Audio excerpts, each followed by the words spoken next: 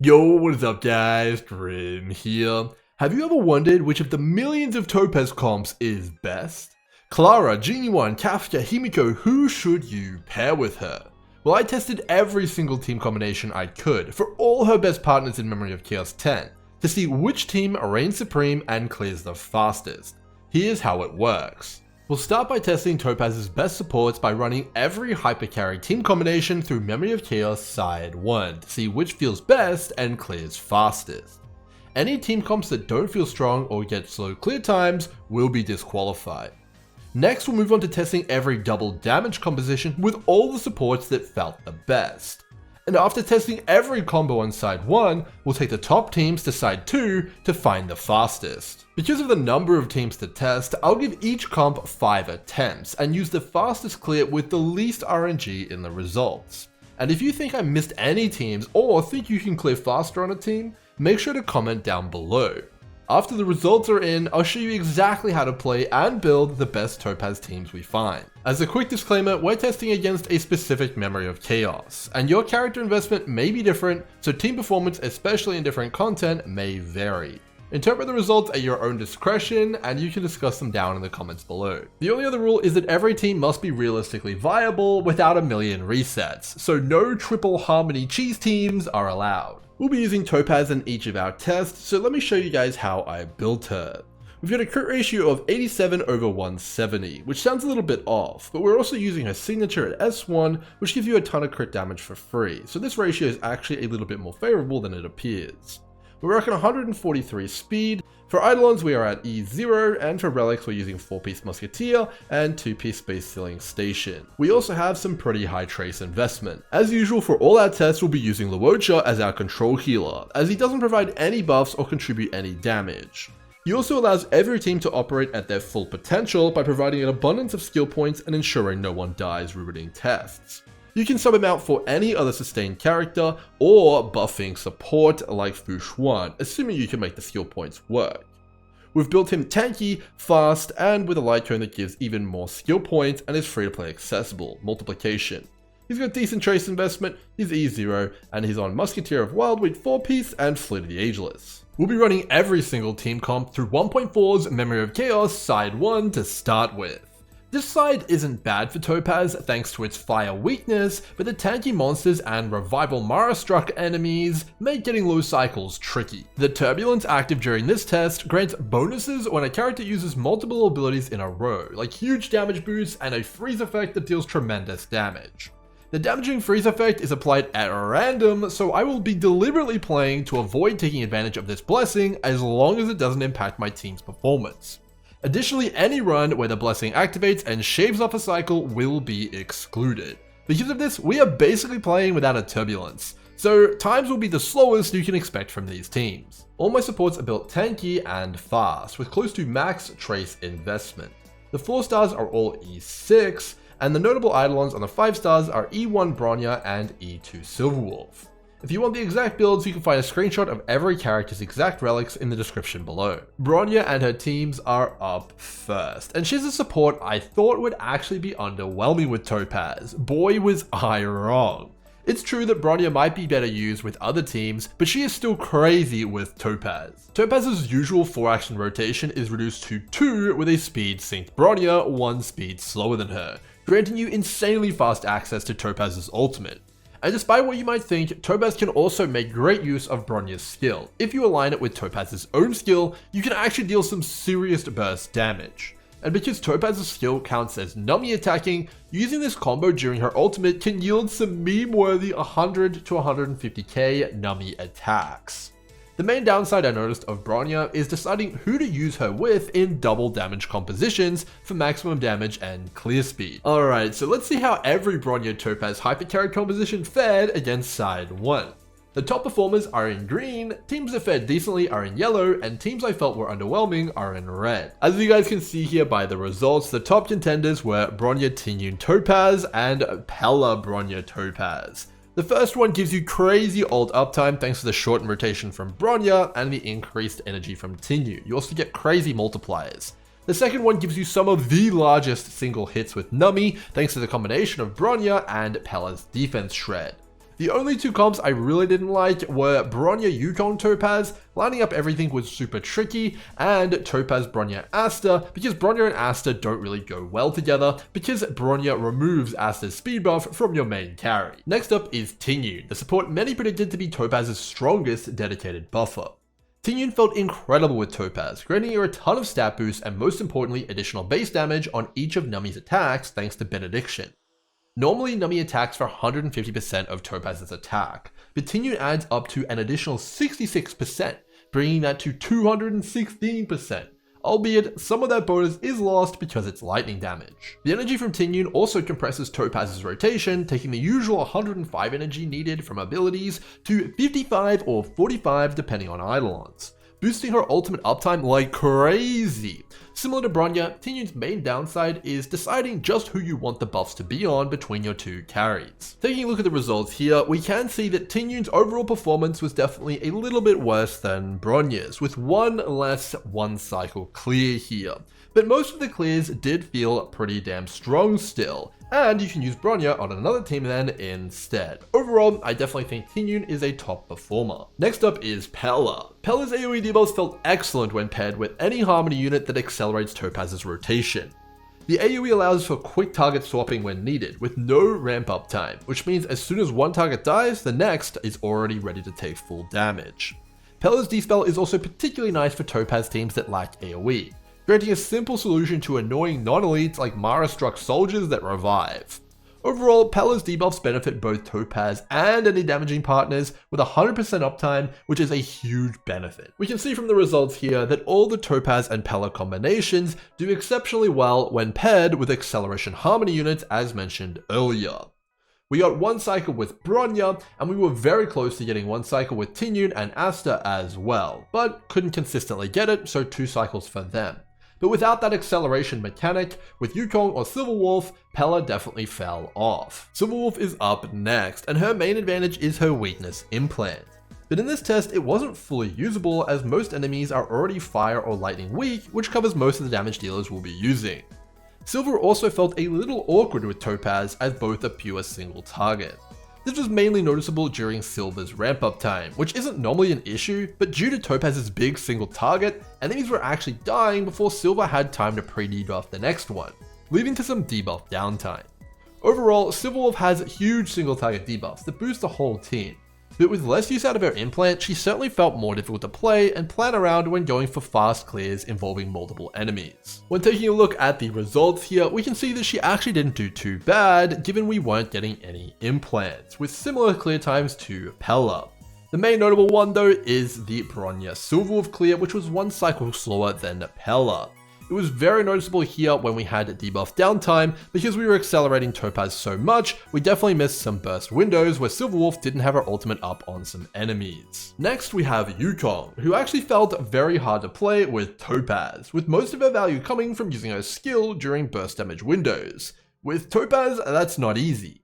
Topaz's damage is spread over every character's turn because of how Nummy works. This means you'll either need to use the skill a lot or time a point where you think Topaz will do most of her damage to use it. Because of this, Yukong's E6 also didn't help much where it's normally a complete game changer. Her main benefit is being able to buff both potential damaging teammates at a time, but this only makes the problem we just mentioned of lining everything up even harder. And when we take a look at the results, it's not looking good. I wasn't able to get a single 1 cycle or 2 cycle clear with any Yukong hypercarry composition. Now, if you have any ideas on how to make Yukong easier to use, definitely comment down below, but it definitely was a pretty tough task. Lastly is Asta, who felt the strongest all around with Topaz, thanks to her team-wide attack buff, but more importantly speed buff, accelerating everyone's rotation, boosting up Nummy's action advances from the team. The main downside of Asta is her skill point cost to keep her ultimate up permanently. In comps where Asta was paired with Topaz and another skill point hungry character, I was faced with some incredibly tricky decisions, leading to suboptimal play in some cases. When we take a look at the results, we can see that Asta didn't do too bad, but I do want to mention that a lot of these clears were quite close to getting 1 cycle. Overall, I think that Asta is likely going to be the most comfortable support for Topaz, because these hypercarry comps are focused on just Topaz. When you add another damaging character into the mix, Asta suddenly becomes a lot more valuable compared to Bronya and Tingyun. With hypercarry and every support tested, it's time to test the follow-up attackers. To save my sanity, based on our results, we'll be excluding Silver Wolf and Yukong based on performance. Yukong didn't feel good to play, and considering my Silver Wolf's Eidolons and investment, I think she's a bit behind Pela, who's similar. Our first DPS is Clara, and to give you guys the perspective you need to assess each comp, I'm going to go through each of my damage dealers and their builds. Remember that you need 2 damage sets to play these Topaz teams, so your gear might be better or worse than I have. In addition to that, each of my follow-up attackers does have varying levels of investment, so definitely assess that as well when considering their results. My Clara is a 73/125 crit ratio. She is a faster Clara to get ultimates more consistently for my Topaz teams, and she is using an S5 on the fall of an Aeon. She is E1, and she does have decent trace investment. In theory, Clara launches the most follow-up attacks for Topaz, but after testing, it wasn't what I was expecting. I actually felt a lot more comfortable on other follow-up attackers than Clara, and the reason is that you need to land her counter on the target with Proof of Dead, meaning it first has to attack Clara, or you need Clara's ult to splash onto it. Because of this, Clara's synergy with Topaz is dependent on enemy attack frequency and RNG, and in fights where one or both of these isn't going your way, she feels inconsistent. This Memory of Chaos side 1 is also terrible for Clara, with few enemies that don't attack often, and with one of them completely ignoring normal targeting.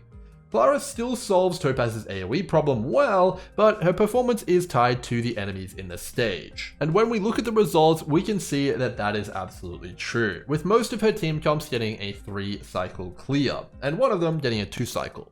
Now, if these enemies were physical weak, or they attacked frequently, this would be a completely different story.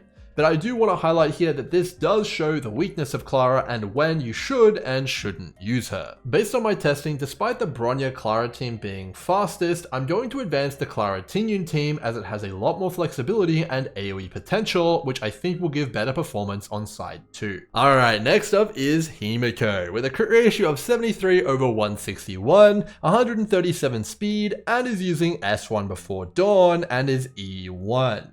Now there is a few things to note here with Himeko. She is only level 70 and everyone else is level 80. In addition to that, I only have one good fire sphere, so she's using my attack sphere, which does have some pretty damn good substats but does lose her a bit of damage. In addition to that, she is missing 2 damage small traces, which does also put her a little behind.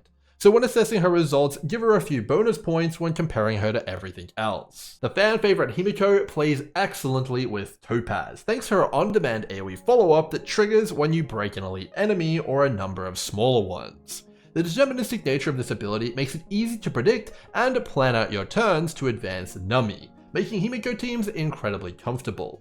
Himeko's AoE is also easily able to wipe out all small enemies, isolating just the elites for Topaz to crush. Himeko's main drawback with Topaz is their reliance on breaking for fire. Against non-fire weak, to trigger the follow-up, you'll be relying on your sustain or support, which is much harder.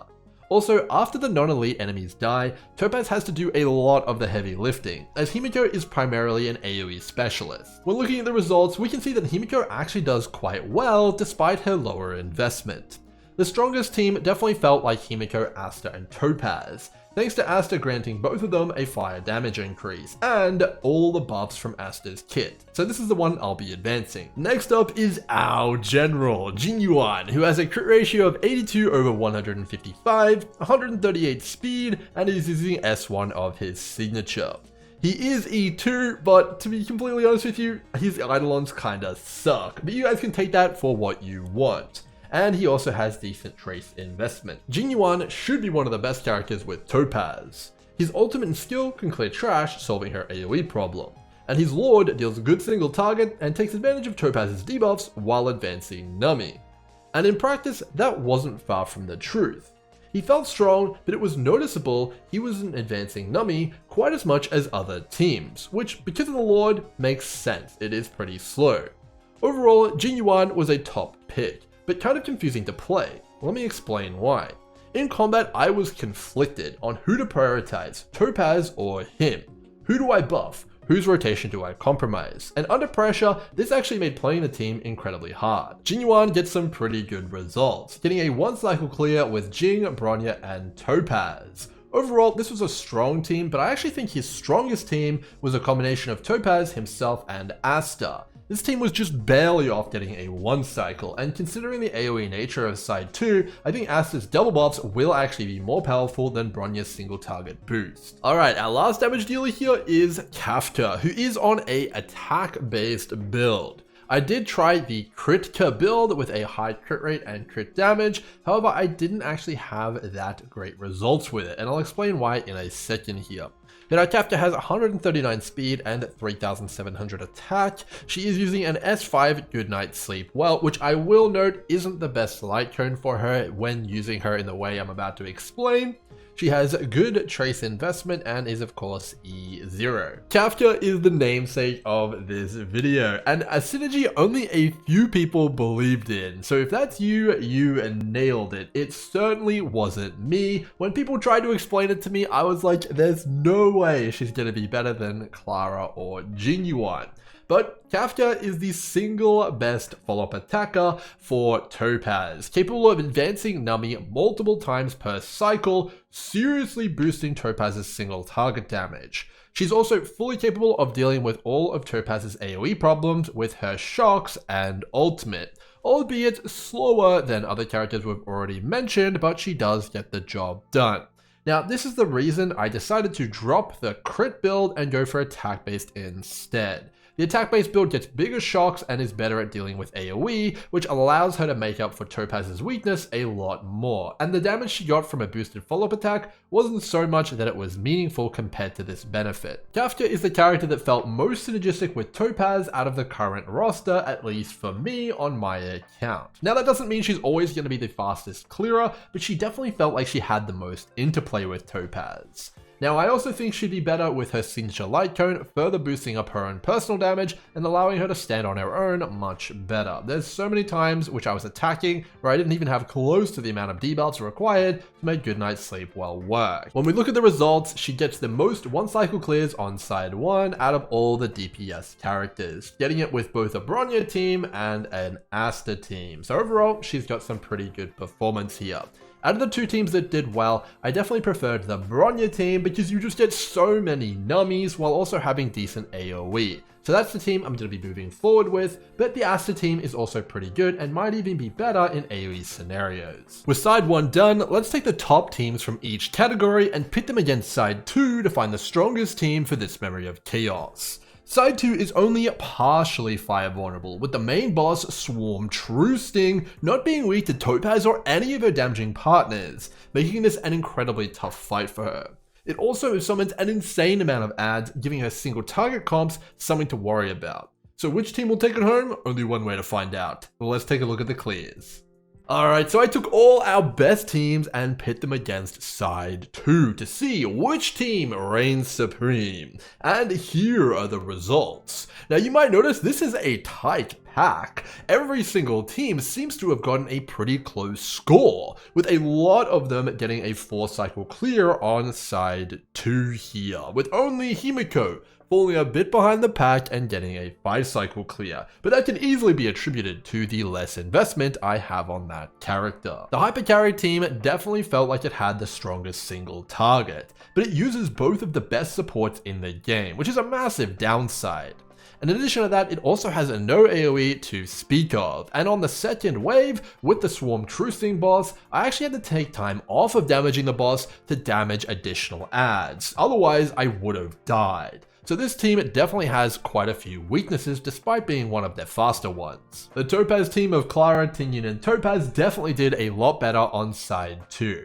Enemies here have a lot more frequent attacks and there's a lot more of them. So overall, Clara has a lot more chances to get counter attacks. The main issue I had with this team, despite getting a good clear with it, is not knowing who to use Tingyun on. I tried it on Topaz, which boosted my single target substantially, and then I tried it on Clara, which boosted my AoE. I ended up settling on buffing Clara, but it is a little bit of a challenge to decide who to go for. This team definitely felt strong, but it can't be the strongest because it is conditional in nature. The Topaz Himeko Asta team didn't fare too bad either, considering Himeko's investment, and the fact that there's no fire weak enemies on wave 2, meaning Luocha is our only form of break. I think if it was a pure fire fight or my Himeko was fully invested, we could see even better results and should easily be able to match the other teams on this list, making her a pretty good option. Jing, Yuan, Asta, and Topaz also put in a pretty good performance, considering there's no lightning weak enemies on side 2. Jing was easily able to deal with all of the AoE trash monsters, while Topaz was able to solely focus on single target, and Asta was able to buff both of them at the same time. Finally, my favorite comp, which makes absolutely no sense at all, was Topaz Kafka Bronya. There is no comp that advances Nami quite as much as this one, and thanks to that fact, Topaz does incredibly competitive single target damage, even sometimes rivaling the hyper carry comp. Kafka can deal with the AoE situations thanks to her shock, albeit a little bit slower than others, and also she has a lot of room to grow. None of these side 2 enemies were weak to lightning, which would boost Kafka's damage substantially and give her break potential. And in addition to that, I really don't think the light cone I was using was getting much benefit. Between them all, I feel like they're all strong in their own way, but make sure to comment down below on which team you think is strongest and if I missed anything. With that said, let me show you guys exactly how my favorite teams played out and how to build. Alright, to show you guys the power of the Kafka team, I want to demonstrate an opener which does a ton of damage and really showcases all of the follow-up attacks going. So we're going to enter with Kafka's technique here, shocking all the enemies, and we're going to start out with a Topaz and Nami skill, we should always do to mark the correct target, and also generate enough energy with the technique to gain access to the ultimate. So we're going to use that here, and then we are going to basic attack with Luocha, which will do two things. It'll trigger Nami once, and then we'll follow up attack with Kafka, triggering him again, giving us an ultimate advance forward and a big Nami attack. We can then buff with Bronya and empower the other ultimate charge, doing a big hit there. So we've pretty much chewed through the entirety of the Elite's health bar with that opening combo there, using crazy interplay between all four of our team members. Alright, so let me take you guys through this Kafka team, as well as giving you guys some general Topaz team building advice, as I have played pretty much every Topaz team at this point, and I've learned a lot. The first thing you'll want to know is that you absolutely want Topaz to be the main carry of this composition, and the reason for that is she's skill point neutral. And that complements Bronya very, very well, who is skill point negative. If we were to use Bronya on Kafka instead, we would have no skill points to speak of. But by using her on Topaz, we have an abundance of skill points, which gives us a lot of flexibility.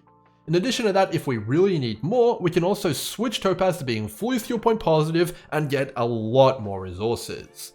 The reason this is good is it means you can run literally any sustaining character with this team comp, whether that's Yuan, Lynx, Natasha, or anything, and spam the living daylights out of the skill, and you'll basically never die. To make Bronya's interactions work, we need her to be 1 speed slower than Topaz, so you can see that my Topaz has 143 speed, and Bronya's got 142. We want Kafka to be as fast as possible. Now my Kafka is actually very slow, unfortunately, but the faster your Kafka is, the faster she'll apply her dots, trigger them, get her ultimates up, but most importantly, the faster she'll be triggering follow-up attacks on the proof of debt target, which is going to give you more Nami activations and snowball the composition even more. As a bit of general team building advice for Topaz, I found overall taking advantage of Topaz's own personal damage and playing more into Nami's advances was a lot better of an idea than trying to boost up another follow-up attacker with the proof of debt debuff. So what I'm trying to tell you is it's probably most beneficial to buff up Topaz with characters like Tingyun and Bronya versus other characters like Jing, Yuan, and Himeko. Now of course there's always exceptions to this rule, and if you're in a heavy AoE situation, for example side 2 of the current Memory of Chaos with Clara, switching up your tactics and changing who you're buffing is absolutely advised, and is one of the biggest benefits of running double damage teams. The other team I want to quickly run through is the Hyper Carry team variant, as there's something very important to show you guys with Tingyun. When you're getting into battle, absolutely do not use Tingyun's ultimate if you have it available. The reason for this is that you get more than enough energy just from Topaz's kit on the first turn to activate Topaz's ultimate. So you want to activate her ultimate first and then use Tingyun's ultimate on Topaz, granting her a ton of energy and all the buffs which you should be used to. Now this is particularly powerful because not only do you have the ultimate active, but now you're basically most of the way there to another one. Meaning in the first cycle, you can quite easily get 4 enhanced nummy attacks, meaning you're going to have a much higher chance at getting super duper fast clears with Tingyun in your party. Alright, to round us out here after all of this testing, let me give you guys my final takeaway here for Topaz and team building for her, specifically for free to play, to ensure that you can make a serviceable team no matter who you have on your account. So after everything, what I found is that Topaz, any AoE and any support makes a viable team, which is gonna feel pretty good. Topaz has the single target covered, and as long as you're triggering your ultimate frequently, your entire team is going to contribute to making sure nummy attacks fast enough. You might not get the full juice like a Kafka team does, but you'll get good enough juice. And then the AoE character is there to mop up all of the small adds that Topaz can't really interact with, and that's going to do just fine. Your buffer is going to be there to either buff one or the other of these two to specialize in what you're trying to take on at the time, or you're going to buff them both at once, like in the case of Asta. And then, as we mentioned, literally any healing character will do. So this team here, we got Topaz, Himeko, and Asta. This team, Topaz, Blade, and Bronya. We got Topaz, QQ, and Asta. We got Topaz, Serval, and Tingyun. And we have like Topaz, Herder, and Bronya. All these teams would work in theory, and that's what I've learned most of all from testing Topaz. She brings the single target, brings some AoE, and you've got a match made in heaven. And I can't wait to see what other future follow-up attackers come out to make this even crazier. Hopefully you guys have enjoyed this video and you've learned something new. And if you did, please make sure to give the video a like, and I'll make more of these in the future. Until next time, cheers.